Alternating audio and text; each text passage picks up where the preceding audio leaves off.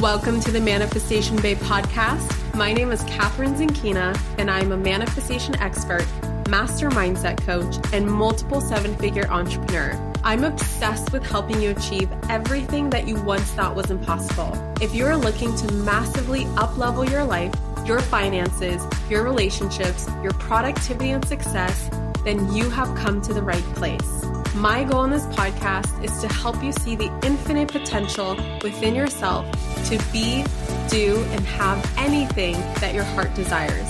Think of this podcast as your weekly dose of mindset development to help you maximize who you are and where you're going. Leave it to me to provide you with the tools, the resources, the strategies, and teachings that you need to manifest a reality wilder than your wildest dreams. I know we're about to have so much fun together, so thank you so much for pushing play today. And now let's begin. Hello, my gorgeous souls, and welcome back to the Manifestation Babe podcast. I am personally super ecstatic to finally bring some human design to the podcast today. So in this episode, I am interviewing my teacher and guide, Eden Carpenter, whose certification I've actually been a part of over the last couple months, learning all of the ins and outs of this super exciting system. You guys, this system goes so deep. And though this episode is, 90 minutes long, we've barely touched on all of the incredible things that can come out of human design. However, don't fret. What you're going to learn in this 90-minute conversation is information that I have had over the last 2 years, long before I even came into Eden certification, that has drastically improved and changed my life, made things so much easier for me, where I have been able to run my business and be in my relationship and eat and exercise and hire and do all the things according to my design. And it's been such a blast, honestly, just looking back from where I was before and kind of reflecting on how, what life was like living out of alignment, and how naturally when I was living my life out of alignment, I was actually going against my human design, and how now I'm living my life in alignment. And anytime I'm in flow, if I really look at it, I will notice that those are the moments that I have been living my life according to my human design. And for 2 years, I've only known my strategy, my type, and my authority, which is what we're going to cover in this episode today. And that alone has been a game changer. So you're going to learn a lot, and you're going to have a whole experience in this episode. And I think you're going to absolutely love it, because Eden makes it so easy to understand and, more importantly, to implement. And the way she expresses human design is through this very empowering, very positive light. So I know that many people have had an experience where they're either confused or feeling disempowered or feeling like human design doesn't necessarily resonate with them. I think that Eden is going to change your mind about this. So if you don't know who Eden Carpenter is, she's a leading expert in human design for business, manifestation, and abundance. At 22 years old, she founded the Intuition Lifestyle brand as a platform to teach others how to create alignment in their lives and businesses. She managed to scale her business, teach herself human design, and create digital courses, all while going to nursing school. In 2 years, she has helped thousands of people start utilizing human design in their daily lives by making it simple, digestible, and actionable. Guys, as soon as Eden starts diving into all of the info on the different types, strategies, and authorities, definitely make sure to tag us on Instagram at Intuition Lifestyle and at Manifestation Babe, so we can see what you learned from this episode and get to learn you and your type, your strategy, your authority, and all of the incredible things that will come out of this episode. So, all right, without further ado, let's dive right in. Well, hello, Eden, and welcome to the Manifestation Babe podcast. How are you doing today? I'm doing amazing. I'm really excited to be here. I think that's an understatement. Literally ever since the Zoom started, I've been just so lit up and so excited, which means that living according to my design.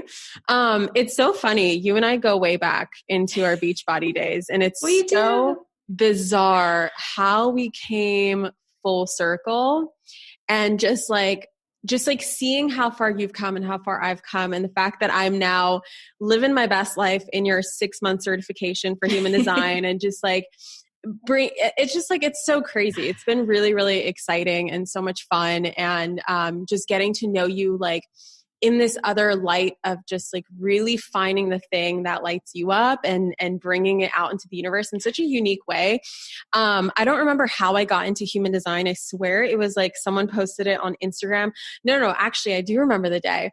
The day I found out about human design was actually, I was having dinner with a friend, actually as a client, and she asked me what my human design is. And I'm like, what do you mean human design? Like what?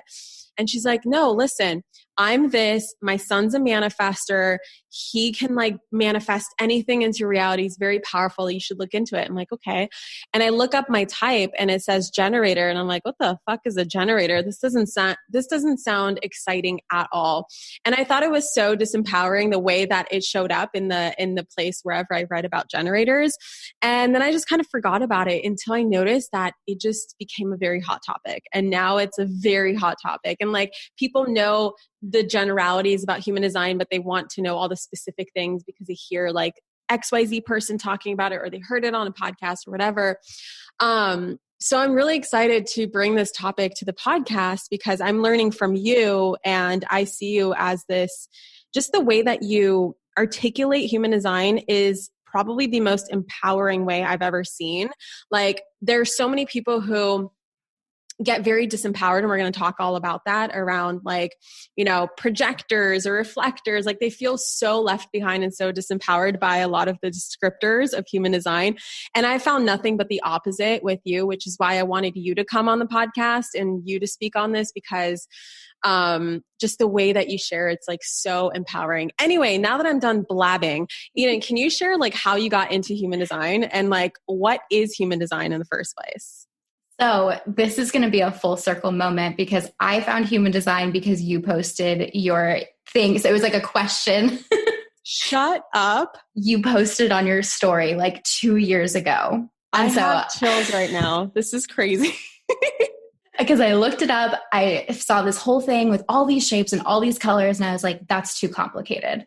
I'm like, nope, I'm not doing that. And so I closed out the window, went back to scrolling through Instagram. And then it kept popping up everywhere. And so when I finally like took the sign from the universe to actually dive into it was when I'm sitting in a nursing lecture. So science, human resources, something. There was a glitch on a PowerPoint and the words human and design were right next to each other. I'm like, okay, fine. I see you. I'm going to go figure this out. I'll dive into this. I'll spend some time with it. So I'm like researching all of the things. I'm like, oh my God, nothing's ever made more sense to me in my entire life. So I'm like, where's Amazon? I need all of the books. I want all of the content, all of the courses. So I had a small Instagram at the time where I was just talking about, I think primarily it was like Myers-Briggs personality, manifestation, similar topics to what I talk about now, but in a very different light. So I posted one day, I'm like, hey, just like DM me your birth time and your email address and I'll do a free reading for you. Because that's how I learned, is kind of decoding those charts. And so I think I did 160 in about 6 weeks of these free readings while in nursing school. And then I was like, okay, I guess I can do coaching around this. So that's how I got into doing what I'm doing today, which is responding to the things and following the signs and just living by my design, actually. That is incredible. I will tell you that, after the initial, like, this doesn't make sense, this is complicated, this is disempowering, I don't understand this, what does this mean? Now I for sure can't remember how exactly I actually got into it. That was the first time I heard about it. But ever since, I just learned the very basics. Like, I'm a generator. Generators need to respond. This is your authority, sacral authority. Just those things alone have been such a game changer for me. I've been following my human design in that way, not the specifics of everything else, but in that sense with my business in the last 2 years. and it's just revolutionized everything. Before we get into like, cause I do have a question around, human design and how it relates to personality types. Cause a lot of people see it as this like limiting thing, like, oh, you're just going to put me in another box, the energetic box this time. Right. But before we get in there, for anyone who just has no idea what human design is, can you just share like, what is it? Where did it stem from? Where did it come from? What is it? How do we know what our human design is? Like as many details as you can possibly share. Well, as you know, I could talk about this for a full 6 months. So we'll keep it very short, very brief. Human design is this synthesis of 5 other systems. We've got the I Ching, which is thousands of years old. We have the Kabbalah tree of life. We have the chakra system. We have astrology, astronomy, and then we have the biochemistry aspect. We've got all these different ancient sources of information and patterns and understanding human behavior. And a man named Ra Uru Hu in the late 90s, or not late 90s, it was 30 years ago. Yeah, about 30 years ago. Yeah. I don't remember specific days for anything. Me neither. Right. Good. Perfect. He synthesized all of this information, brought it together, and created this human design chart. So it's a combination of a bunch of other systems, and it's based off of essentially the moment that you were born, what energetic traits are you pulling to you that you're going to consistently have over and over again, and you're going to consistently have access to. And then what things are you here to explore? What things are you here to learn about? So you get this very complex looking chart with symbols and shapes and colors and lines and all sorts of things. And it gives you this map of how you're designed to interact with the world. It shows you how you're going to give energy to other people, what they're going to sense when you're around them. What are you going to sense from other people? What are, the patterns of conditioning that you're going to pick up on based off of this interaction? So that's my very short synthesis of what it is. Oh my God. I love that. So I've heard human design, it's been called like the energetic Myers-Briggs or the woo-woo Myers-Briggs or whatever. I know some people in the Q&A box, because I always do a Q&A box, and I attract a lot of questions from a lot of people every time I do a podcast episode. And one of the most common things is like, listen, like, isn't manifestation just about being in alignment? And like why do I need to live my life according to human design? Or for example, people being like, I feel very limited by personality types. And I feel like I've been put in a box my entire life, being called an introvert, being called shy, or being called whatever. How is human design like different from these, personality type quizzes that we take on the internet that tell us these 4, what am I saying? 4, not words, not numbers, letters. Thank you. How is it different? So the first thing that's really different is that this is based off of not your answers, because you can take the same personality quiz 3 different days in a row and get very different answers based off of who you perceive yourself to be. So this is more mechanics of what your energy is. And actually, this is going to be kind of controversial. It's supposed to be limiting. Because when we limit ourselves, we're actually giving ourselves boundaries. We're giving ourselves consistency. That's masculine energy. Everything that's defined in your chart that's showing up consistently in one way, that's giving you structure. It says, hey, I'm going to make sure this is really solid. This is going to show up over and over again. So you can explore that. So you can play with that. So you can really be in your feminine in specific areas. Because if there were no rules, if there were no boundaries, everything would be chaos. We wouldn't be able to actually manifest anything because there wouldn't be that consistent rules. So the limitations that it gives you, because we have around 100 years in this particular lifetime, it says, hey, I'm going to take care of all of these things. These things you've got, these things you're good at. Everything else, all of this other undefined energy, you get to explore that. You get to play with that. You get to really experiment with how limitless that actually is. I love that. I do have to say that human design has not felt limiting at all to me. And it's felt very similar to the co-creative process of manifesting. Mm-hmm. Like there's the things that you take care of. There's the things that the universe takes care of. And as much as we want to get in our own way and get in the way of the how and worry about the how, like how much stress does that add to our lives? And I found that by me learning how to manifest and live and eat and work and everything according to my design, it's given me so much freedom to focus on the things that I actually want to focus. And I found that the way that I've been designed is very similar to how when I'm living in truest alignment with, like when I'm in flow, this is what I found out. When I'm in true flow, I will notice if I look back at moments when I'm in absolute flow in my life, I was living according to my human design. Whether I tried to or didn't, it just happened that way because that's what came to me naturally. That's how the universe designed me to be. And whenever I am creating chaos or stress or rigidness in my life, it's because I'm going against my human design. So I love your answer. And I found that to be very, very true, like an actual experience. Eden, how is our human design actually determined? Like, can you share some of that? I want to call it like scientific, like you talk about the neutrinos in the human design course. Like, can you just mention some of that? Like, how do we get imprinted when we're born? And for anybody who is like, okay, how can I Google what my human design is? Like, where can people find out, like the best resource to find out what your chart is? Absolutely. So if you Google human design chart, there will be several things that are going to pop up. We've got My Human Design. I think that one's by Jenna Zoe. My Body Graph is a great one as well. Jovian Archive is probably the first one that's going to pop up. Genetic Matrix. So if you Google human design chart, you will find a place to generate your free human design chart. So you can do that for free, absolutely free, super fun. You can get all this information about yourself very instantaneously. You do need your birth day, your birth time, and your birth location, because based off of that location, we can kind of draw these lines of where you essentially drew in information from. So there's these things called neutrinos. Neutrinos are very, very tiny little particles. They're about the same size as, thinking neutrons. Is that what it is? I think so. Yeah. I think it's neutrons. No, some sort of teeny tiny particle. The ones that I just call it subatomic particles. Yeah. There you go. Subatomic particles, very little tiny things. So these are slightly bigger because they carry a certain amount of information, and essentially they come from the stars. They come from the different planets, and based off of where the planets are, they're going to illuminate certain parts of your DNA, and that's going to kind of collide. So essentially the stardust comes in, and when you become a conscious being, there's, some really magical things that are happening when you're born, because consciousness is essentially bending into the 3D reality. All sorts of weird scientific things that happen there. So when that happens, you imprint essentially the moment that you become you, the moment that you separate. You become you when there is separation. You separate from your mother. You become this individual person, and you imprint the energy from essentially what everyone is experiencing at that moment into your body and into your cells. And then you're going to carry that imprintation throughout your entire life.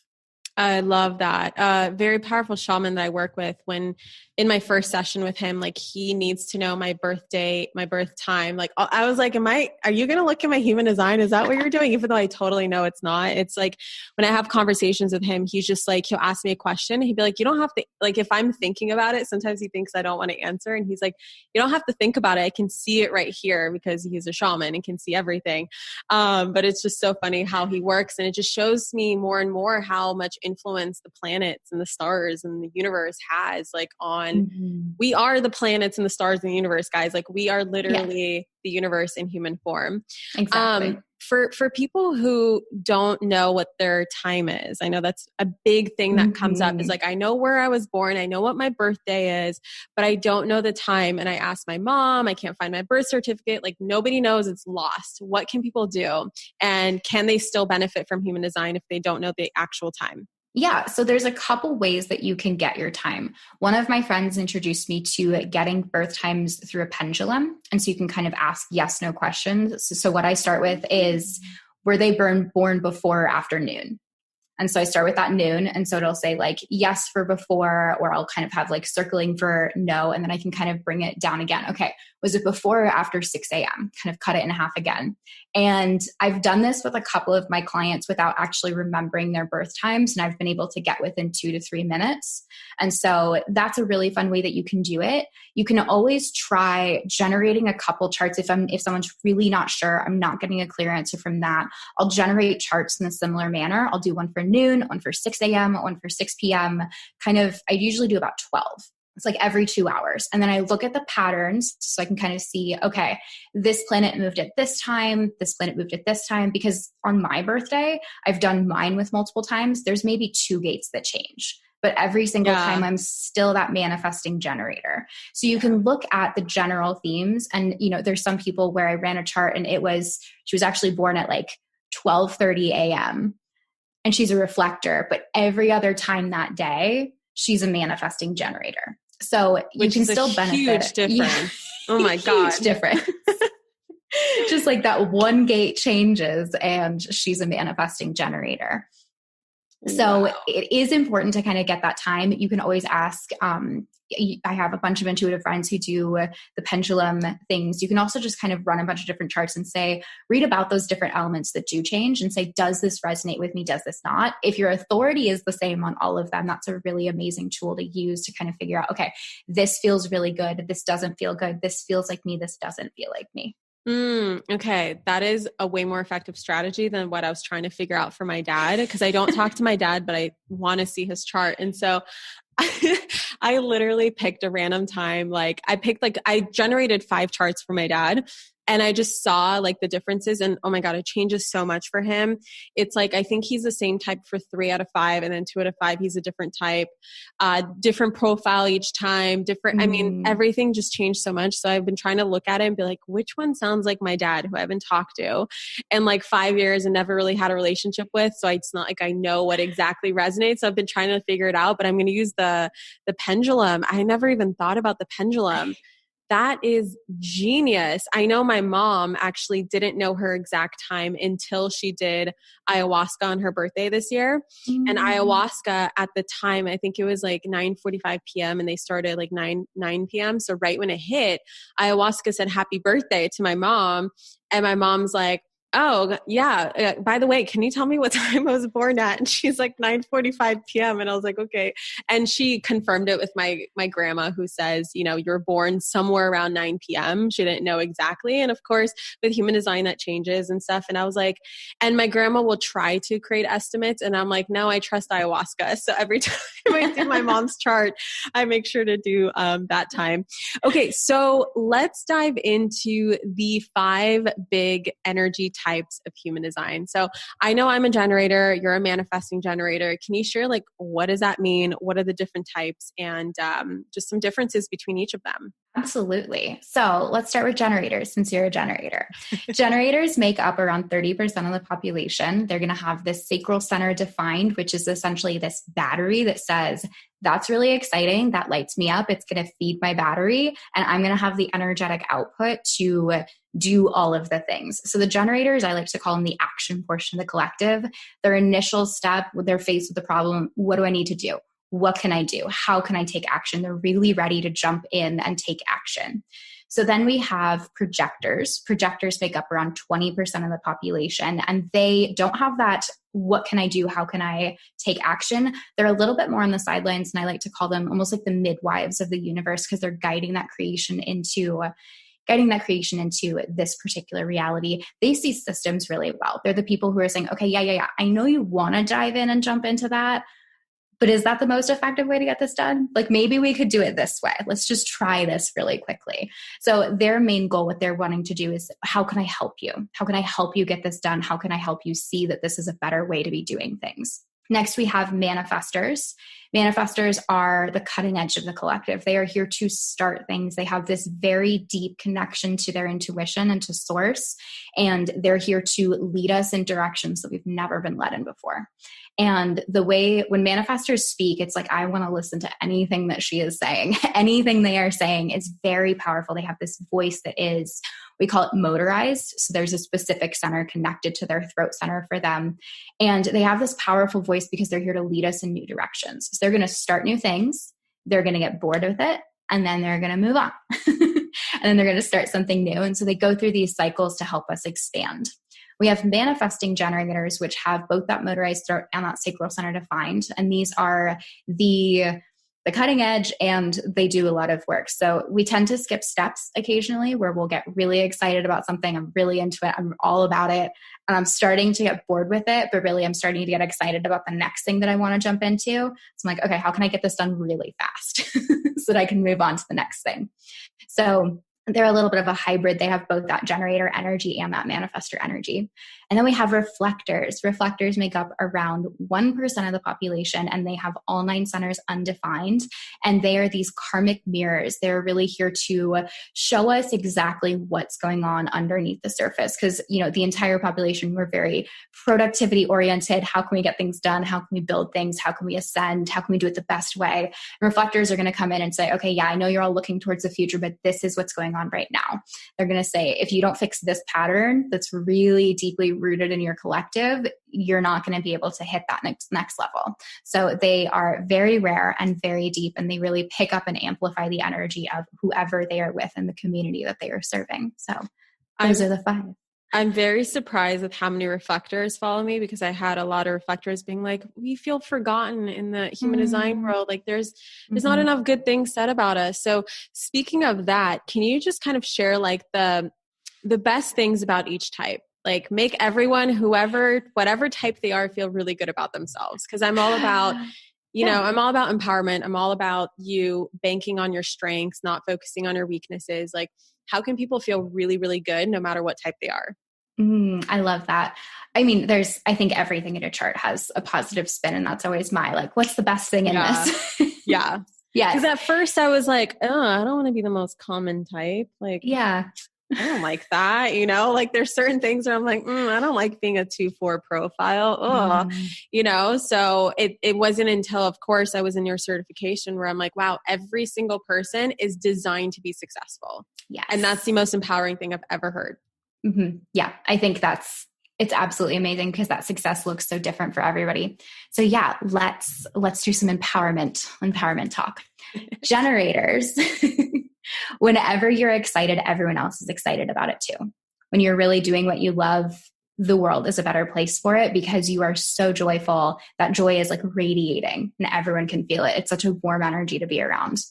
Manifesting generators are really here to push those boundaries. You do a lot of things. You're going to multitask a lot and give yourself permission to do all of the things that you want to do. You're actually capable of a lot more than you're giving yourself credit for. Manifestors, you see things differently. You see the future. You have this vision that when you hold back, you're not serving the collective. When you share what's on your mind, even if it doesn't make sense or isn't kosher or whatever you want to say, if you're scared to share it anyways, because there's people who are literally waiting. Everyone is waiting for you to share those magical things that you see, that vision that you have. Projectors, you have this amazing ability to see people at a deeper level. You go deep, you're really intense, and that intensity isn't for everybody. And that's a good thing, because not everyone can handle it.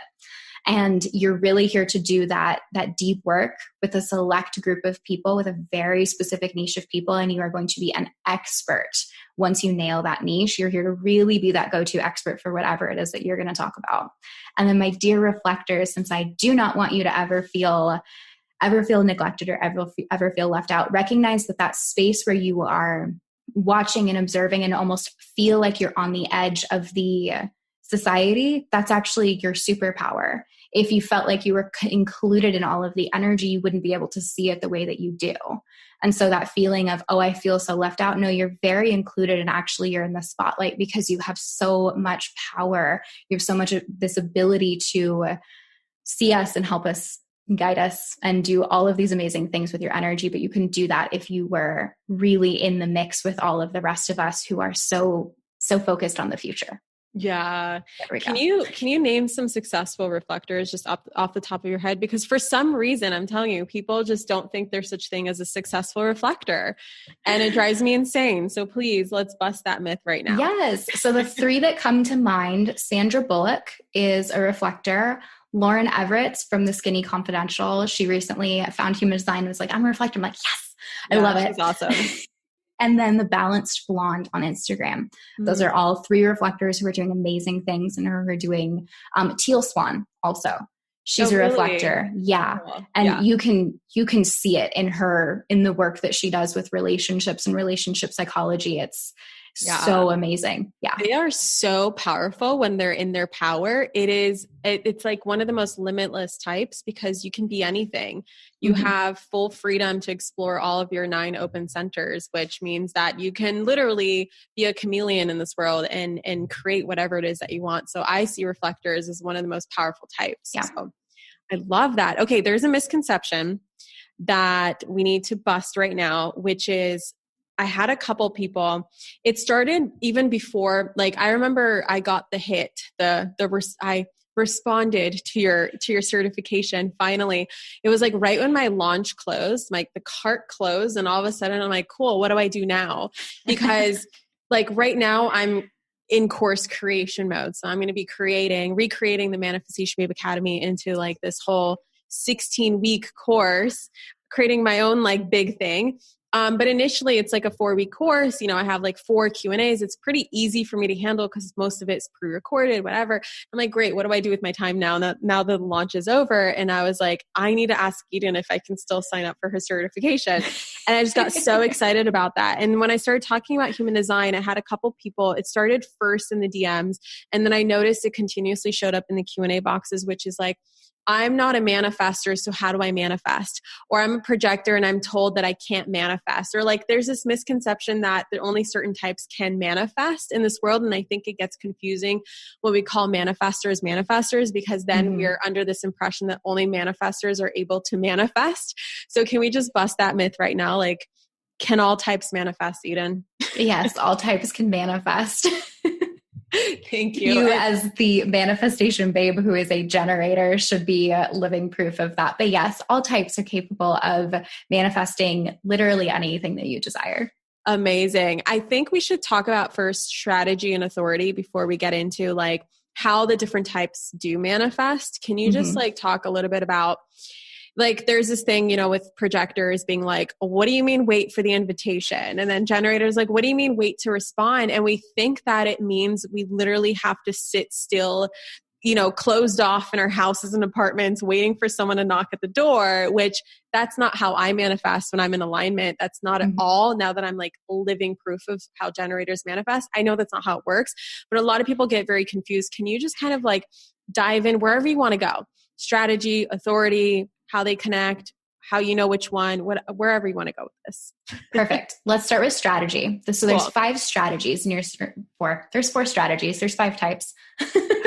I guess there is 5 if you count that hybrid one. Yeah. Really. So your strategy is going to be based off of your type. Those are going to kind of correlate. So all generators, the strategy is going to be to respond. And I hate the term wait to respond or wait for the invitation because it implies that you're not responding to something in every moment of every day when really you are responding to everything, every moment of every day.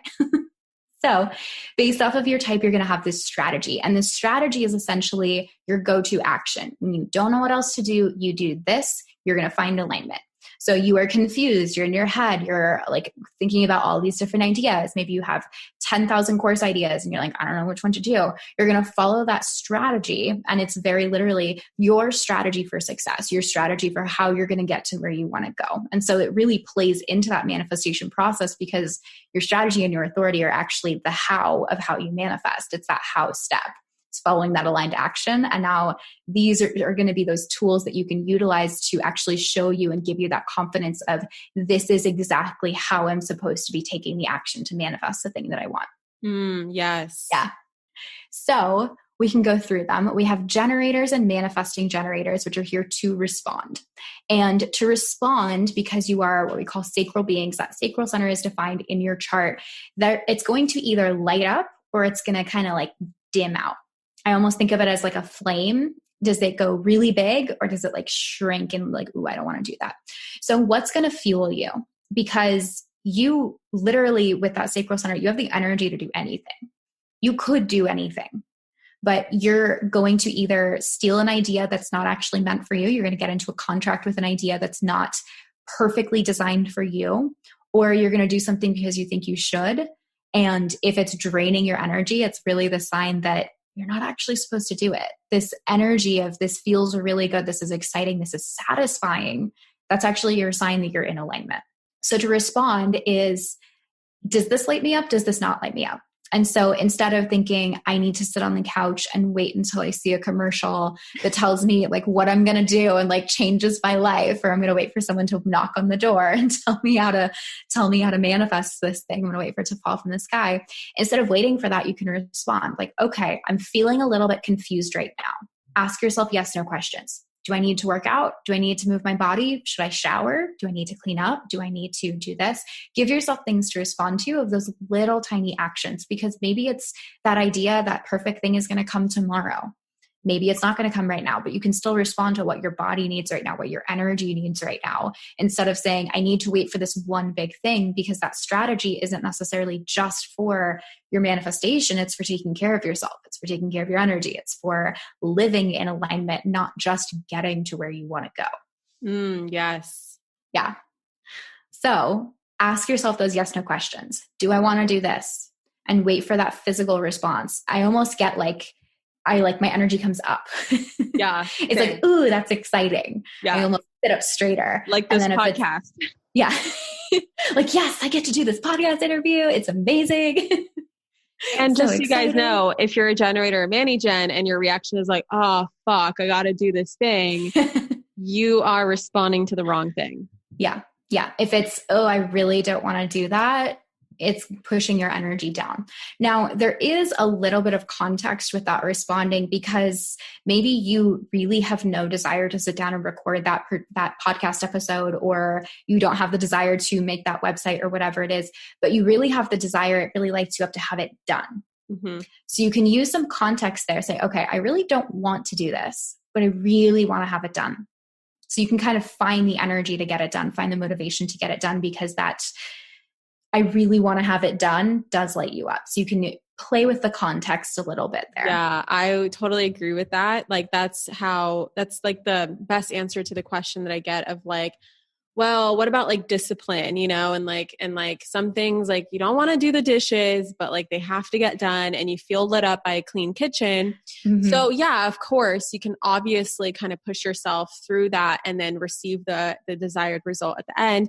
Another thing that I've implemented with my strategies, of course, the number one thing that most business owners are afraid of, which is delegation and hiring people. And I can't tell you how much my team just helps me live according to my design, because a lot of things I want this on the website. I want this made. I want this t-shirt. I want all these things. They light me up. But like sitting there on Photoshop and sitting there on, I don't even know what we use for a website anymore. That's how much I've delegated.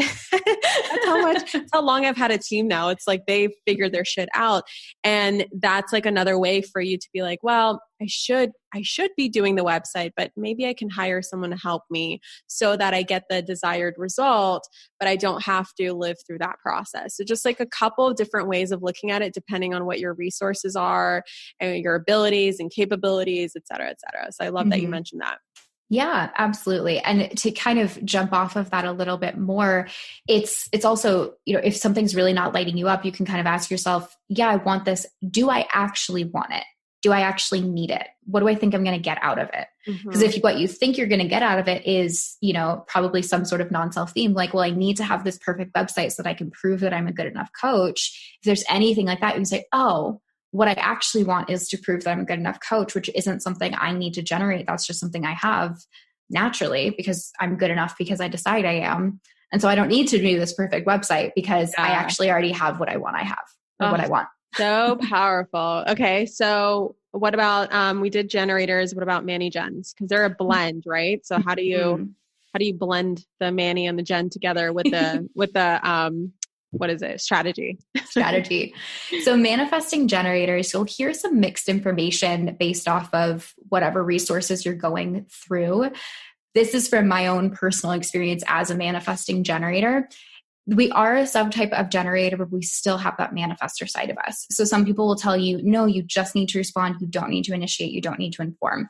I need to inform. If I don't tell my husband what I'm doing, he gets very thrown off. He's like, you did what? And so I need to inform because especially as mani-gens, you're going to respond first. So my process is I get an idea. I have a rule of 3. because I can get inspired by just about anything and jump into things. So I have a rule of 3. If it shows up once, I'm going to kind of like take a note of it. Like, cool, that's a good idea. If it shows up again, I might like highlight it, kind of think of it as more important. And if it shows up a third time, I'm going to check in with myself and say, okay, do I really want to do this? Is this really in alignment for me to do right now? Yes, no, kind of checking with my strategy to figure that out. As soon as I'm in that process of, hey, I'm thinking about doing this thing, I start informing. And so informing that's that kind of manifesting energy where you are telling the universe what you're doing. I don't say, I'm going to do this. I say, I'm thinking about doing this. But in order for me to do that, I would need this, this, this, and this. I would need these things to be in alignment. I would need it to look like this if I'm actually going to say yes to this. You can kind of start to inform around, this is what I would need this to look like if I'm actually going to say yes to this. Because, we are the physical beings doing the actual work for the projects. And therefore, if the universe wants it done, if that idea wants to become physical, it's going to bring you whatever you desire. Mm-hmm. It's like, yes, do anything. I will give you anything just to become a physical idea. So that's my process, is kind of waiting for 3 and then informing the entire way. So I will tell my husband, like, hey, I'm thinking about doing this. He's like, okay, cool. Just keeping you informed. And I will very literally say, just to inform you, I'm thinking about this, or just to inform you, that thing that I said I was thinking about, I decided to do it. I'm going to do it today. Just to kind of keep people updated, because sometimes if I have an idea, maybe it's not actually for me. Maybe it's actually for somebody else. And so if I say, hey, I'm thinking about doing this thing, it's a really cool idea, it's not actually for me, it kind of fizzles for me. Maybe I've transmuted it to somebody else and given them the idea that they needed. So that's my process for that blend. That is powerful. Okay. So manifestors, they have inform, but they also have what? Initiate. Ooh, this is the thing that gets a lot of people caught up, because I think everyone tries to be a manifestor. Like, I know that sometimes I try to be a manifestor or mani-gen, and I found, I specifically remember this roundtable discussion that I was having with a group of people in a mastermind. And I shared with them a frustration that is hilarious, that this is a frustration. You guys ready for this? I was like, I never have to reach out to other people to be on their podcast. They always reach out to me first. Does that mean there's something wrong with me? Like, am I too shy? Should I be reaching out to people? Should I be initiating conversations? And they're all looking at me like, Catherine, this is a problem. How? And I realized that, like, wait a second, ding dong, that's a gift for you. And I find that a lot of and this also comes, in my 2-4 profile, like the 4, like, a lot of opportunities come from my network, and I literally don't have to initiate anything except for the initiations that I'll have, like within myself, within me and the universe, just kind of being like, ooh, that's exciting. That's a great idea. I would want that. Universe, please give me that. And then I would just wait for the opportunities that would actually come about that would light me up, because I could be like, I want to be on these big podcasts. I want to be interviewed by these big people. I don't know exactly what that's going to look like. And so as people are reaching out to me, I can then be like, ooh, this person lights me up. That one's not really my style. Ooh, fuck yeah, I want to be on this podcast. And so it's hilarious that, like, they're like, how is this a problem, Catherine? And I do want to mention to anyone who's getting frustrated or bitter, right, or disappointed that they can't initiate, or that they're not here to initiate, like, you have whatever your strategy is, that is such a gift for you. And that is going to be the easiest thing for you if you just get out of the way of, like, what society, or like what traditional manifesting is about, right? Or like what society tells you need to do. Like, you need to put yourself out there. You need to go out there and knock at that damn door, or whatever, like those motivational speakers, what they say. So it's just very interesting. But manifestors are the type that do need to initiate. So can you go into, like, what that looks like for a manifestor? Yes. So for manifestors, essentially all of the marketing and motivational speaking and everything like that is directed towards manifestors. I mean, think of like Nike, just do it. Yeah, just do it. Just do it. That is. Wait, what is the percent of them? Manifestors? They're around 9% of the population. So all of the whole motivational speaking world is directed at 9% of the world. Yeah. Yep. Interesting. Okay. Keep going. Yes. So manifestors have this really unique cycle. They're going to kind of go through 4 seasons. And this is something that's going to be much stronger for manifestors, but it is something that everyone's going to have elements of cycles within their life because we are cyclical beings. We have cyclical nature. There's patterns in everything. So manifestors go through essentially this 4-season cycle of, I'm really excited about something. I'm just going to do it. I'm going to initiate it. I'm going to talk about it. People are going to get on board. All of the things that need to get done are going to get done. I'm going to work really hard at this while I have the energy. Then they're going to go through a phase where like, okay, I need to do anything I need to like step away from this because I'm done. And so they initiate the closing of the event, the closing, the handing off, whatever it is. Then they're going to go into kind of a reflective phase where they're going to go introspect. One of my amazing manifestor friends, she calls it her inner winter. And she's like, I'm just in my inner winter. And I love it. So she's going into her inner winter where she's going to reflect on that. She's going to see what went well. She's going to rest. She's going to recuperate. And then she's going to come back again with this new thing that needs to be birthed, this new direction that the collective needs to go in. So this initiation and informing is one, once you make up your mind, once you follow that authority and you make a decision, you move very quickly. And so the rest of the world might be a little bit confused, might be a little bit thrown off or kind of jarred by like, you did what?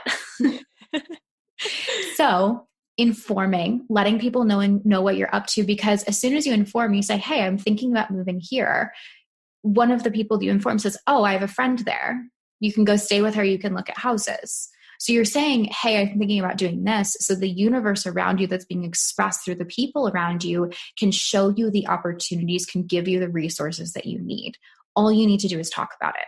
So one thing I like to tell my manifestors is overshare. You've been conditioned to keep yourself quiet. You've been conditioned to say that, you know, the things inside of you, those urges that you have, those things that you want to do, it's not right. You're crazy. You're out of your mind. Why can't you be like anybody else? There might be a lot of pent up anger. When you're informing from an unapologetic space of, I'm doing this no matter what, and you're kind of willing to be met with that rejection that you're so afraid of, you're actually telling the universe, like, I am doing this. You're not asking for permission. You're actually informing, I am doing this. And when you inform in that space, when you're informing from that space of power and empowerment, the world around you is going to say, awesome. Here's what I'm going to give you in order to do that. And that's going to show up through the people that you're going to be informing. And so that informing is, I'm going to do this. And that is the start of your initiation, the start of you taking the action. I love what you mentioned in the course around like manifestors as children. They're like, we're going to go to the beach today. And the parents are like, no, the hell you're not. Who let you go? Like, you need to ask for permission, and how that can be often a struggle for manifestors because they're conditioned by the time they grow up of like, wait a second, I have no desire to ask for permission, but I'm trained to ask for permission. And so they really tone themselves down, and manifestors are way too powerful. All of us are way too powerful to be toned down in whatever our design is. But I just thought that was so interesting. And so now as I'm like going into this new chapter of life of like birthing an actual child, I'm like, if they're manifestors, okay, I got to rethink things. I have to be like, yes, we're going to the beach today. You know, son, yes, that's exactly what we're doing. Let's go. Yeah. Mm-hmm. So projectors. Projectors are here to wait for the invitation. And I think that this is probably the most misunderstood of the different strategies, because like, what the heck is an invitation? Like, what? Am I waiting for something in the mail? I'm still trying to grasp it. Like, even being in the course, sometimes I go back to the projector module constantly. I'm like, I need to figure out these projectors. Like, what does it mean to wait for the invitation? So please go for it. Absolutely. So projectors are very intense. They're very intense. They have this really deep energy. I have a nephew that's a projector, and, you know, I was over there recently and he's like on top of me and he's like, wants to be all in, and he's intense, right? And so sometimes if that intensity comes at you and you're not ready for it, you're like, whoa, okay, what's going on? Yeah. And it ends up being rejection. It ends up being like, get off of me. I don't want you near me. Stop touching me, especially for a young child, because all that child wants is to be included, right? It has like this energy, like, oh, I want to follow my energy, and my energy wants to go deep and wants to be really connected with you, because they have this, you know, it's cone-shaped energy. It's like penetrating into someone else's aura. They want that deep connection. However, that deep connection needs permission. it needs an invitation because not everyone's available for that. There are some days where maybe if you have a projector child, you just can't handle being touched that much. Like, I need some space. So you can teach them to ask for permission so that when they are invited to show their affection, to show their love, to share their advice, to share what they see, to be intense, you're willing to receive it. You're ready to receive it, instead of them being met with rejection, because they're actually going to get that fulfillment, feel that success when they are fully invited to be in your energy. So in a more adult standpoint, projectors are here to help people, right? You see what everyone is doing wrong. One of the examples that I use is a generator. If they're putting together some IKEA furniture, they're putting the pieces together, doing things. Another generator coming by, here, let me help you. We can figure it out together. A projector is going to look at them. They're kind of standing back and they're going to say, where are the directions? They're going to go and they're going to read the directions. They come in and they say, you're doing that wrong. And of course, if somebody says you're doing that wrong, we get offensive. Like, no, I'm not. Because there's that shame of like, no, you see me, you see I'm doing it wrong, you see the right thing, and we feel judged, we feel called out, we start to feel unsafe is what happens. So instead of saying you're doing that wrong, which is something that we see very commonly in business, in the whole business coaching industry, we have these coaches who are calling other people out. They say, you're doing this wrong, you're doing this wrong, you're doing this wrong. It's so negative. That doesn't make people feel safe. And so projectors, really what it is not necessarily waiting for an invitation. Make people feel safe to take your advice. Make people feel safe enough to invite you in, to show themselves to you, to be vulnerable with you so you can actually help them. Not everyone's ready for that. Not everyone is ready for the amount of transformation that projectors can provide. And it's a waste of your time and it's a waste of your energy to try and convince people. And so you get to almost be this, it's kind of this like, I'm a servant of the universe. I'm going to help whoever is ready to help me, and their intuition is going to guide them to me. I'm going to focus on doing what I'm really good at. I'm going to focus on being who I am. I'm going to focus on taking care of my energy. And then whenever you're ready, whenever you want my attention, whenever you want my affection, whenever you want all of the wisdom that I have inside of me, you're going to call on me. So back to that kind of example, you're going to sit there with your instruction manual. And when that person is frustrated enough to come ask for help, they're going to ask for help and they're not going to feel like you called them out.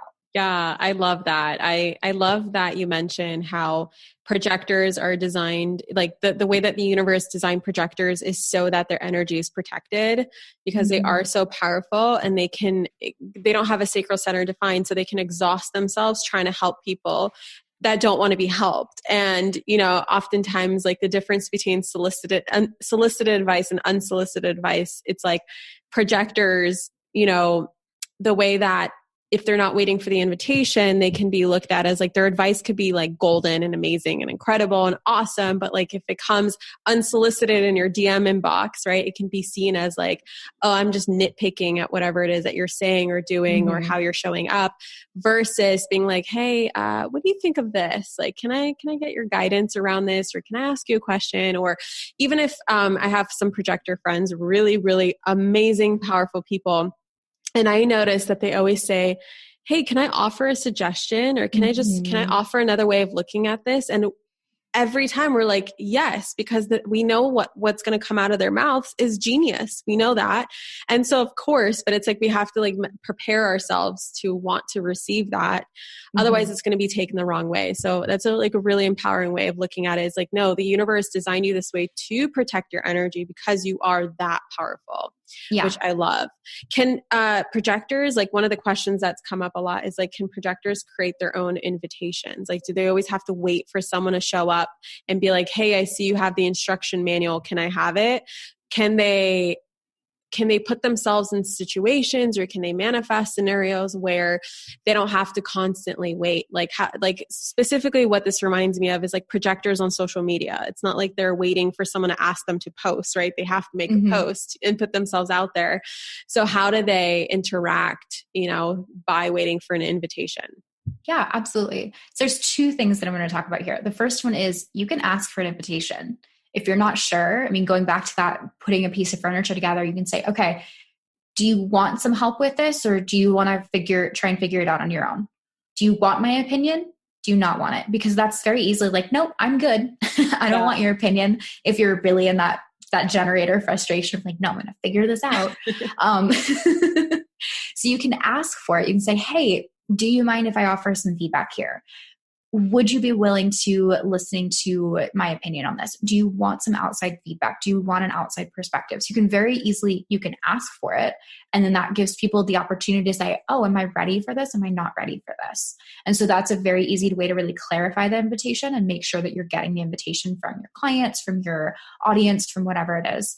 The other one, especially when it comes to social media, instead of calling out the problem, offer the solution. So instead of saying you're not listening to your intuition, you can empower the behavior that you want people to see, because essentially you're guiding them. And that's the whole point, is you want to make sure that people feel safe being guided by you.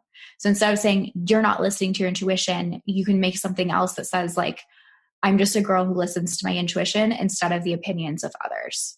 And so you're empowering the behavior that you want your clients to be in, because they're going to experience that transformation. They're going to have that reminder like, yes, you see me. That is actually who I am.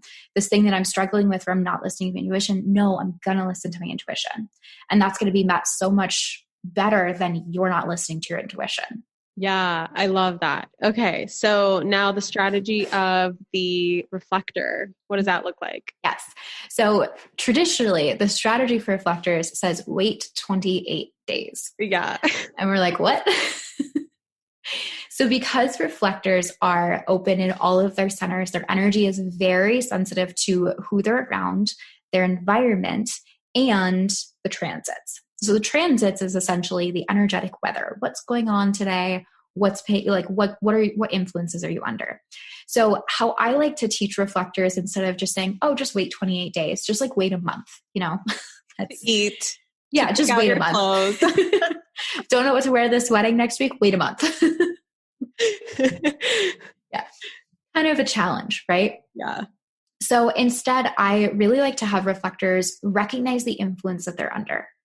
So start to get in tune with the cycle, start to get in tune with your nature, start to get in tune with how the lunar cycle affects you. There's amazing resources on Genetic Matrix and Jovian Archive that show you like the chart for today.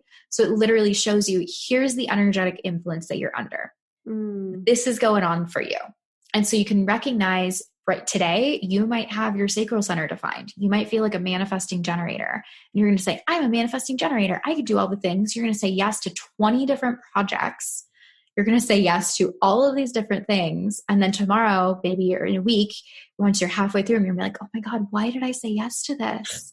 What came over me? So instead of waiting 28 days to really make decisions, like, yes, that's going to be a little bit more for those big decisions, like you're proposed to, wait 28 days, like actually give yourself that time and space. But really it's just recognizing what influences you're under, because the 28 days is essentially going to make sure that you are under a different influence at the end of the 28 days than you are at the beginning. And that's going to say, okay, these particular gates, these particular transits affected me this way. Now that I'm no longer under that influence, I feel like this instead, and this feels a lot more true to me than whatever I was feeling in the beginning. So my advice for reflectors is to actually get in tune with what energy you're under, recognize how people affect you, recognize how places affect you. That's going to be very important, because where you are is going to affect you, and the people you're around are going to affect you. So if you're around certain people and you say yes to everything, and then you get home and you say, I don't feel good, recognize that pattern and say, hey, let me wait till I get home. Give me a day to feel this through. Give me a day to think about it. You don't need to ask for a full month. Or you can say something like, if it's an event in 2 weeks, say, hey, it feels really good right now. Let me check back in with you closer to the event. So just giving yourself time to be under different energy when you're thinking about the things you're thinking about. Is tracking things like with the moon helpful for reflectors? Because a lunar cycle is 28 days, which like reflectors are lunar beings. So could you look and be like, oh, it's the new moon and the full moon, and kind of like base. And like, I also recommend, like, just in general, like stuff, when I do things around like my menstrual cycle, like I've learned that like, listen, I'm not doing jack shit this week. I'm doing a lot this week.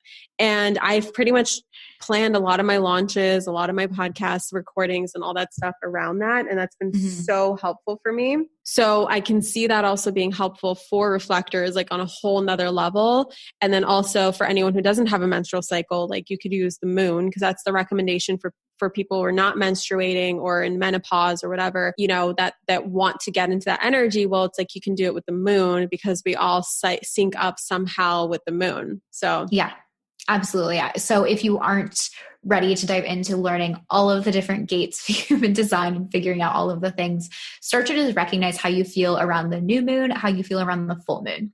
Very basics, very simple, because you're getting those polar opposites. And then recognize, does your energy kind of amp up? Does it kind of slow down? Recognizing those ebbs and flows. I highly recommend a journal to kind of track this stuff, or some sort of planner. I know the Magic of Eye planner does have those lunar cycles within it. And that's a really good resource that you can track your cycles, see how you're feeling, recognize those patterns. Can you just briefly go over, like, you've mentioned non-self a couple of times, and for anybody who is like, non-self, what are you talking about? Can you talk a little bit about the signature and the non-signature, or the signature and the non-self for each type? Yes, absolutely. So every type has a non-self theme, which is essentially, hey, you're doing something that's out of integrity. And then we have a signature, which is essentially the energy that says, yes, you're doing it right. You're doing everything right. Here's your confirmation, just letting you know you're on track. So we have the generators. And if you think about what they're here to do, you can recognize the shadow or that non-self theme and that signature in each of these. So generators and Mani-Gens, you're supposed to do the work, right? You're here to take action. And so if you're taking action and it's not working, you're going to get frustrated. Like, I'm doing the things, I am doing my part. Why am I not getting the result that I want? So maybe it's, I'm posting every day, I'm doing reels, I'm doing this. Why is it not working? So that's where you can recognize, okay, what am I actually doing here? Because I probably didn't respond to something correctly. I probably didn't, wait for the invitation. I probably didn't do something right. So recognize that pattern, fix it, show up differently, actually respond, actually do what you're here to do. And then the signature is that sign that says, yes, you're doing everything correctly. And that's going to be satisfaction. And so for generators and manifesting generators, when you are working on something, you're just like, ooh, that feels so good. Like, I'm so satisfied. That's essentially, I'm putting in the work and it's turning out really, really well. It's like that post idea that's like writing itself, and that course creation that's just flowing really naturally. It's happening on its own. You're kind of just letting it happen. You're in flow and you're really satisfied. Like, the end result is amazing. So those are our generators and manifesting generators. For manifestors and Mani-Gens, because again, that hybrid type, it's going to be peace and anger. So anger is essentially, I'm telling people all of the things. I'm informing people. I'm trying to get this started and they don't see it my way. And so it's this anger at other people for not being open to their ideas, for telling them that it's unrealistic. I really think of this rebellious teenager energy. I'm just mad at the world. They don't get me. No one gets me. I'm different. It can also be self-directed of, why am I the way that I am? Why am I not like everybody else? Why do I not enjoy doing the things like everybody else? It can be self-directed as well. And so there's this anger. I'm really mad. Things are not going the way that I want them to go. And then on the flip side of that, we have peace. And so peace is, everything is flowing. Everything's working out. This vision that I had is actually being fulfilled. It's flowing naturally. Everyone is supporting me. There's this peace that you have. So if you're feeling angry, what can you inform around? Where's the source of anger? Likely you're trying to show up in that generator energy is usually the theme for our manifestors, is they're trying to do too much and they're angry that they don't have the energy to get everything done. So having them scale it back, it's called a non-self theme because it's, you're showing up in energy that's not yours. You're trying to be somebody who's not you. So that signature is, yes, you're doing everything in alignment. You're really being yourself. Then we have projectors, and we have bitterness and success. So bitterness is, again, you're doing what you're supposed to do, which is sharing your advice, and you're bitter because no one wants it. You're trying to help people and they don't want the answers. You're giving them the answers and they're not taking it. And then you get bitter. You're like, I have the answers. I could help you and you're not letting me help you. Why won't you let me help you? So you get this bitterness towards, I've tried. I tried. You're not listening to me. There's no point.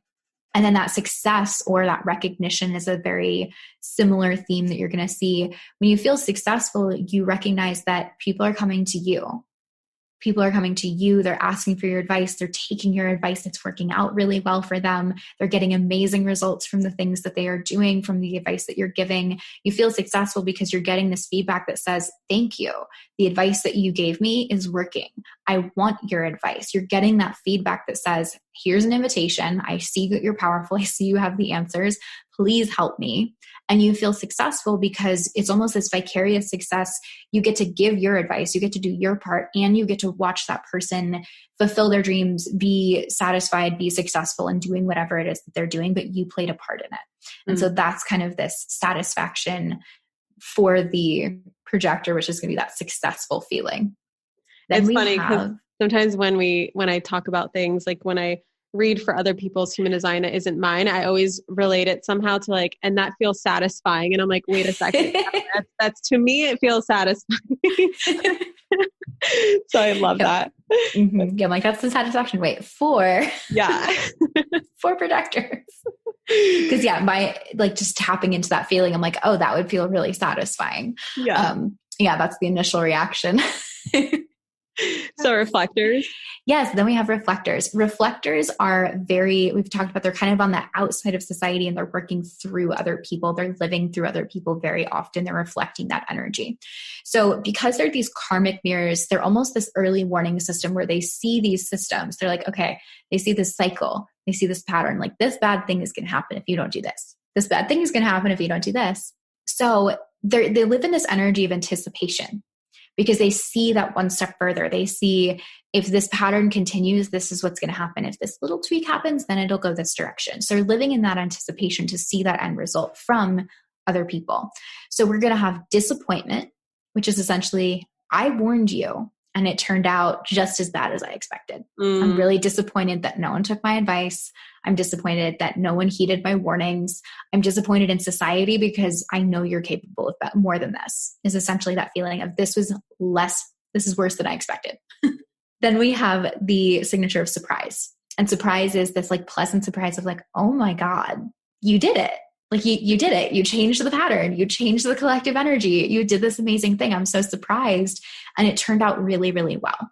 So we've got that anticipation energy because they're always looking at these patterns saying, if this doesn't happen, that's going to happen. If this happens, that's going to happen. So connecting those dots to the future. So we have that energy of surprise where you did what you did, which is where you gave those early warning systems. You shared those signs. You shared your insight. You helped people correct those patterns. You helped a collective change their patterns. And you're surprised that 1, they did it. 2, it worked out so well. And 3, you're being appreciated so much for your role in that collective experience. This like signature non-self theme has been so crucial to like my daily check-ins or even like moment by moment check-ins around things in my business and my relationship, with working out, with eating, like everything. I'm always checking in, like, is this satisfying to me or is this frustrating to me? And like anytime I feel frustration, and it's so funny because my husband, I didn't know he was a sacral generator like me. And our entire relationship, anytime he gets upset, the number one word that comes out of his mouth is always like, oh, I'm so frustrated. This is so frustrating. That's frustrating. It's always been frustration. And then when I learned about like the non-self theme of generators, I'm like, oh yeah, this makes sense. You're a sacral generator. Okay. And it's just been so helpful just knowing I'm so grateful to the universe for giving me these red flags of frustration and these green lights of satisfaction, because I always know it's like being on the GPS of life. Like as I'm going down the street, I know that I'm still on the right street. And then if I feel frustration, I took a wrong turn, and knowing that you're not stuck anywhere. It's not like you have to feel frustrated for the rest of your life, but you have to course correct. Otherwise you're going to keep going deeper and deeper into that non-self theme. So I think it's really, really powerful stuff. And Eden, honestly, I can talk to you forever. I have so many questions, and so does the audience. But there is one more thing that we haven't talked about that I would love to briefly talk about, which is the authorities. Because I find that, you guys asked a lot of very specific questions. And one thing, like learning from Eden and being in this course, that I learned that, we don't have to know all of the things. We don't need to know every single gate and every single channel. In fact, I don't yet know every single gate and channel. And I've been able to apply human design to my life in such powerful ways. There are 3 things that I think make the biggest difference, which is type, strategy, and authority. So if we can just talk about authority, like briefly share what authority is and the different authorities so that people can actually leave this episode with actionable steps like, oh, I can actually apply this. This is incredible, just from those 3 things. So what is authority and what are the different authorities? Yes. So there are 7 different authorities. Authority is how you make decisions. That's your decision-making process. And so if you start applying your authority to small things, like what do I want to eat today? And do I want to wear this shirt or this shirt today? You can start to make decisions in a way where you're learning to trust yourself when there's no consequences. Because if there's big consequences, we're going to get into our head and say, oh my God, is this the right thing? And you're going to weigh those pros and cons, which here's just a fun little tidbit.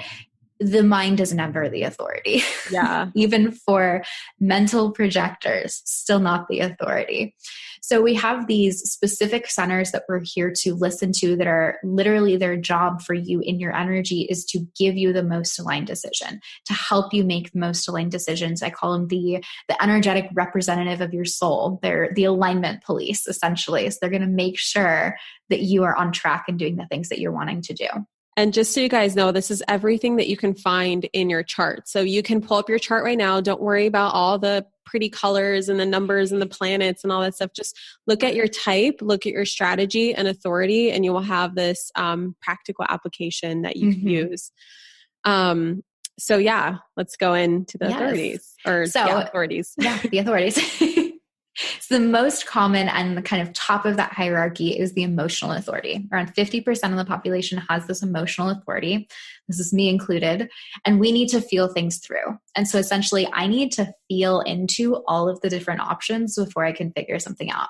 So if someone asks you, we'll use where do you want to go for dinner? We'll use that as like our continuous example here. Yeah, love it. So emotional authorities, where do you want to go to dinner? I don't know. Let me feel it through. What are my options? You need options. You can say, do I want Chinese? Do I want to go for Mexican food? Do I want tacos tonight? Do I want this? Do I want a salad? You can kind of feel into your different options. And so as soon as you can feel into your options, my husband makes fun of me because it's almost like I change my mind like 3 times. He's like, you say you want this. You're like, yeah, this sounds really good. And you're like, oh, wait, no, this sounds good. I'm like, actually, no, this one's good. This is where I want to go for dinner. So you got to feel through those decisions. For small decisions, like where you want for dinner, what do you want for dinner? Not going to take you that long. Kind of lean back and forth into your different options. If it's a big decision, you actually want to ride your full emotional wave, which can take a couple days. So my motto is when in doubt, wait it out. If I'm feeling confused, if I don't know the answer, I'm not making a decision. Like, it'll figure itself out. I'll figure out the answer eventually. It'll come to me at some point. So you can kind of wait it out until you have that moment of clarity once you've gone through all of the highs and all of the lows of what are the potentials to make this decision. So those are our emotional authorities. Then we have sacral authorities, which are only going to be generators and manifesting generators. And they're going to have this yes, no, feeling. And so it's a very visceral, very in your gut decision of this lights me up, this doesn't light me up. And so it's this yes, no thing. And so whatever you're doing, you want to ask yourself yes or no questions so you can actually respond.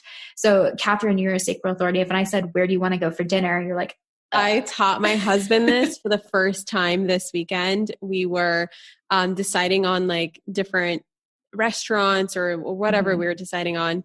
And I was like, Brennan, you cannot ask me, where do I want to eat? You say, do you want sushi? And then I say yes or no. And it's funny because we're both sacral authorities, but it's just very interesting how like he has more of a connection. Like you can throw different options at him and he like kind of feels into it. And just like, and like, we'll really quickly be like, oh, that lights me up. But for me, I'm just like, they all light me up. Just ask me yes or no questions. And then it worked. And like, within like 2 seconds, we figured out where we're going to go for dinner because I'm like, yes, I want sushi. That sounds amazing. And I find myself all the time saying, like my whole life, I'm just like the girl, which is so fascinating because that's like the voice of the sacral. As we're both, Yeah. Yes. Yeah. Yes. It does make those sacral sounds of like, And so if you look at like children with sacral centers defined, or even just sacral authorities, they tend to make a lot of like gut sounds. You're like, what are you doing? But it's like, that's satisfying. Ugh, this does not feel good. So yeah, it's a lot of sounds, but I love that you had that example of like, no, ask me yes, no questions. And it works. It does. It does. Okay, so moving on to splenic authorities. When we're moving into splenic authorities, we're really narrowing down the population to only our non-sacral beings. We're around 30% of the population from here on out. When you have a splenic authority, you're either going to be a manifestor or you're going to be a projector. And so the splenic intuition is very intuitive. It's this very deep, it's the oldest awareness center. And so essentially it's this, what's correct for me? What do I know is healthy for me? And so for this particular center, you're really going to need to get quiet. And what I suggest for anybody who's not a sacral or an emotional authority is to get away from other people while you're making these decisions. Because if they are higher in the hierarchy, essentially, you don't want to make a decision in my energy because my emotions are going to cloud your ability to make a decision and your ability to hear that sound. So give yourself some space. I mean, that's going to be a little bit different because yours is probably a little bit stronger, but for our manifestors and our projectors, it is going to be pretty loud energetically sometimes. So you're around other people, you're picking up on a lot of their energy. Give yourself some time, maybe step away to the restroom, anything like that. But the splenic center is designed to kind of know in the moment. So kind of calm yourself down, getting into your body and say, what do I know for sure? Is this healthy for me or not? Mm-hmm. Those are going to be questions that are going to allow your splenic center to really speak to you and say, this is what you need to do. And so it's kind of this, I know what to do and I don't know why I know it. I don't know how I know it. Just trust that. It's correct. Yeah. I know a splenic projector who very easily gets affected, like health-wise, by being out of alignment. Like if she makes decisions based off of what everyone else wants to do, immediately like something will flare up and she instantly gets sick. It's like right away, stomach ache, cramps, migraine, something comes up and I'm like, oh my God, it's the thing. Like, girl, you need to start asking yourself what is healthy for me, because that's like so connected. It's so connected to your health. And I love that question. And I shared that with her and she immediately went, oh my God, yeah, you're right. Like I need to start asking myself what is healthy for me. And then I told her, I'm like, in the moment, like you need to step outside when we're together in a group. You need to literally go to the bedroom or outside and like just be there by yourself and really listen to that splenic center. Mm-hmm. Yeah, I love that because yes, it is so related to that physical, it's the physical awareness center. So you're literally asking your body, what's healthy for my body right now? That's really where this question's coming from. So of course, health things are going to come up when you are not living in alignment with a splenic authority. I love that. Amazing. Okay. So the next one is going to be the ego center. So our ego authorities, we have ego projectors and we have ego manifestors. And so the ego center I feel like ego in general has this bad rep of like, oh, it's going to pull me out of my own self. It's selfish, all of these things. The ego center is desire driven. And so the question that you need to ask yourself is very clearly, what do I want? What do I desire? What is the most selfish thing that I can do in this situation? Because the most selfish thing, if everyone's talking about they want pizza and you're like, no, I really want to go to this particular restaurant. I really want sushi. You can say, I really want sushi. So if you guys are going to get pizza, I'm still going to get sushi. And everyone else will be like, oh yeah, sushi's a great idea. Let's do that. Yeah. Whatever it is, asking, what do you really want? Your desires are connected to the universe. The things that you want are the things that the collective wants. And so by denying yourself your desires, which is very literally screaming at you, I want this, which is the universe screaming through you, I want this outcome, I want this thing to happen. You are denying what the universe wants if you say no, if you kind of shove that down and let the group decide, and you are not allowing yourself to be selfish.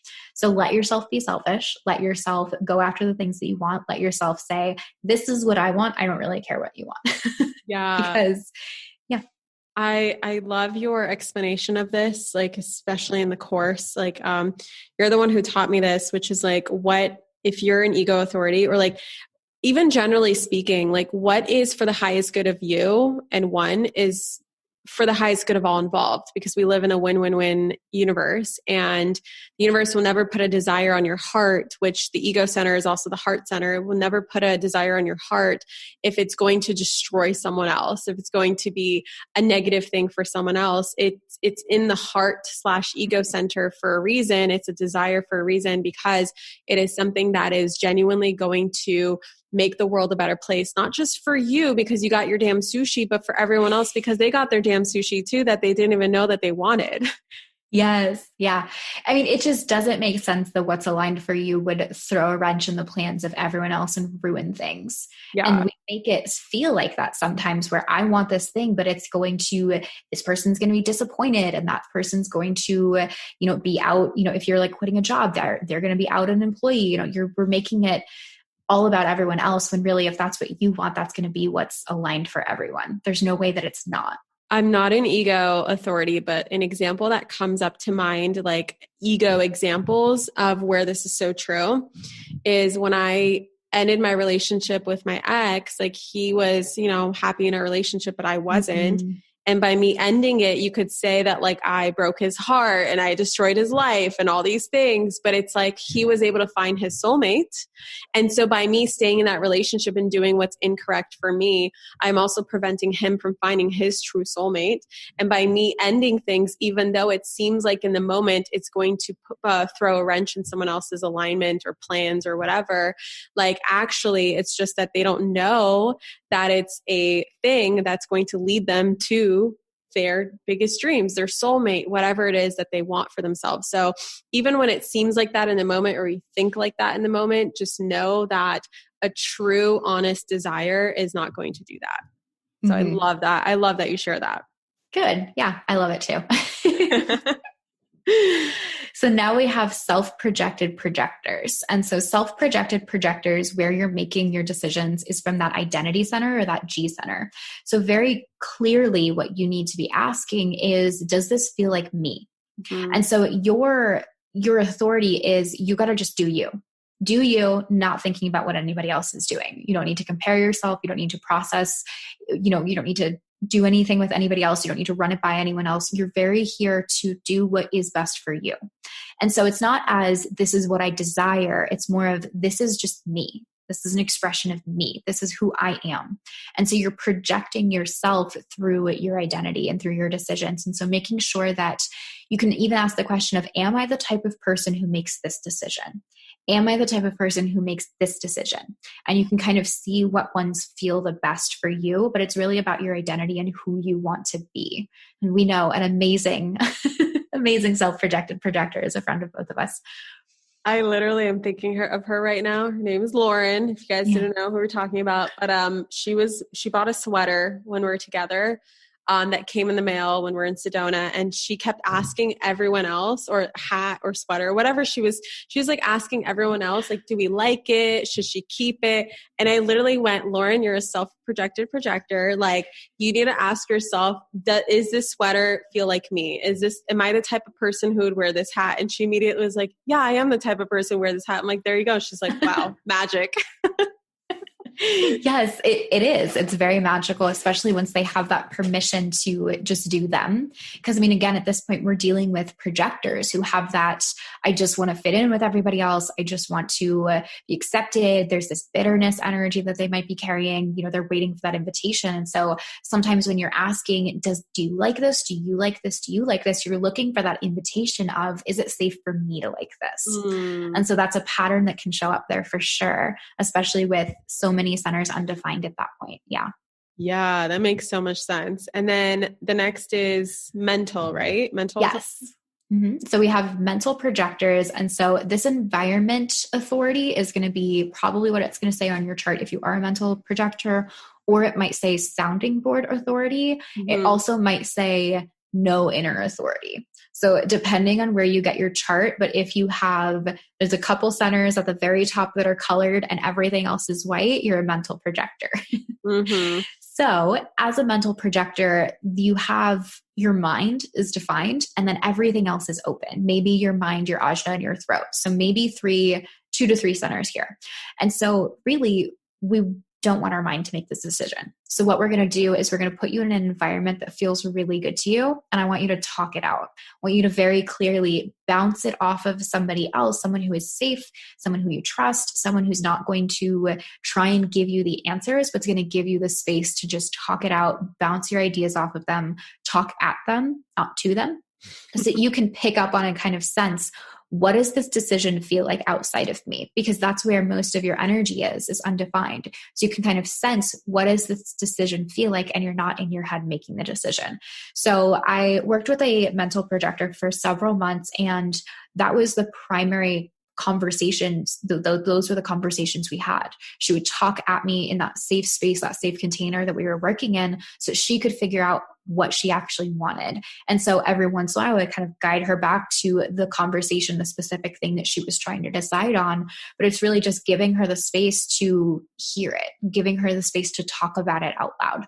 So where you are is very important. If you like Zoom calls, if you want to be out in a restaurant, if you need to be in your living room, wherever it is, make sure you're in an environment that feels really good to you. And then talking to a person who is very trustworthy and who honors your process is going to be important.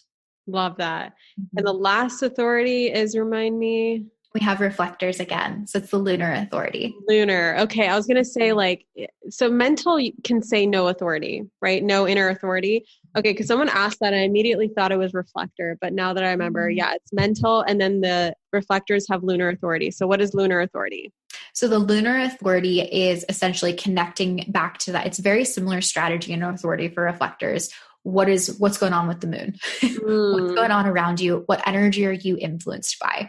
So the authority is, again, that waiting 28 days to figure it out, because all of your centers, every single time you make a decision, you're hearing 9 new voices, essentially. You've got 9 people who don't know your mission, don't know who you are, 9 voices who are confused about what's going on, trying to make a decision that's in alignment for you. And that can get very loud and very confusing. So you want to kind of notice the themes. You want to notice, does this feel good? Does this not feel good? Am I into this? Am I not into this?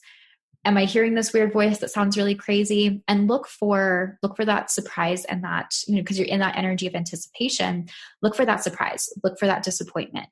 Are you disappointed that you have to do this? Are you disappointed that you have to go to this event? If you're disappointed about possibly going to an event, please don't go. Just don't go. Don't go. Yeah. So recognize like what the anticipation energy is, and then giving yourself enough time, also giving yourself the permission to change your mind later on. I think everybody needs that permission slip. Yeah. If something was a yes yesterday, it's okay if it's a no today. Amen to that. Oh my God, Eden, I can talk to you for literally hours, and I know that the DMs are going to go off, okay? Because there's so much goodness here for every single person. Like, I know everyone can find their golden nuggets in here. And we talked about type and strategy and authority, and you've been so generous with all the explanations. And it's been so amazing, like, talking all about this. You guys, tag us on Instagram, like take a screenshot right now, tag us on Instagram at Intuition Lifestyle and at Manifestation Babe, and let us know what your type, strategy, and authority is and what your biggest nugget and takeaway from this episode was, because I would love to see those, and I know Eden would too. Eden, where else can we find you, hang out with you, work with you, sign up for your certification if that's what floats our boats and brings us satisfaction and peace and success? Where can we find all the things? Yes. So I primarily hang out on Instagram. That is really all the only place that I hang out is on Instagram, and then in my certification program. Her Instagram is amazing. You guys go follow it. Oh my God. Thank you. Yeah. So it is at Intuition Lifestyle. And then the link in my bio there will lead you to, you can get on the wait list for my certification that will be opening again next month in January. I'm very excited for that. And then I have a bunch of different courses, and something I actually released the other day, I think it was yesterday. Yeah, today's Wednesday. It was yesterday. Is if you're interested in really learning about your type, strategy, and authority, I made a free 5-day challenge. So you can get emails sent directly to your inbox. I wrote over 20 pages of information about really going into your type, your strategy, your signature, your non-self theme, your authority. So you have an email every day and a specific challenge that's very actionable. So it is actually playing with your authority, actually playing with your signature, so you can start working with this instead of just, cool, I know all this information. Because I think that was one of the biggest problems, was you learn all of this stuff and you're like, what do I do with this? Yeah. So it's a fun challenge, and that is linked in the bio of my Instagram. That's awesome. Is that a challenge that's always available, or is there like a certain time frame? Okay. Always available. Oh, it's evergreen. Awesome. It's just going to be there. Yay. That is so exciting. Eden, I just wanted to thank you so much for coming on here and talking with me for a whole almost 90 minutes. We could have gone so much deeper. I don't even think I got into any of the more specific questions, but you know what? There's always an opportunity for part 2 if that's what brings you satisfaction. We can talk about that later. But anyway, I just want to thank you so much for bringing your light into the world and for bringing your perspective to human design. It's been very eye-opening and very empowering and very exciting. And it's been a game changer for me. And I know it's going to be a game changer for a lot of people listening to this episode. So thank you so much. And I want to say thank you so much for having me. This has been a really fun and very satisfying conversation. Yes, all the satisfaction. All right, guys, to everybody listening, I will catch you in the next episode. Mwah. Bye. Thank you so much for tuning into today's episode. If you absolutely loved what you heard today, be sure to share it with me by leaving a review on iTunes so that I can keep the good stuff coming your way. If you aren't already following me on social media, come soak up the extra inspiration on Instagram by following @ManifestationBabe or visiting my website at manifestationbabe.com. I love and adore you so much and can't wait to connect with you in the next episode. In the meantime, go out there and manifest some magic.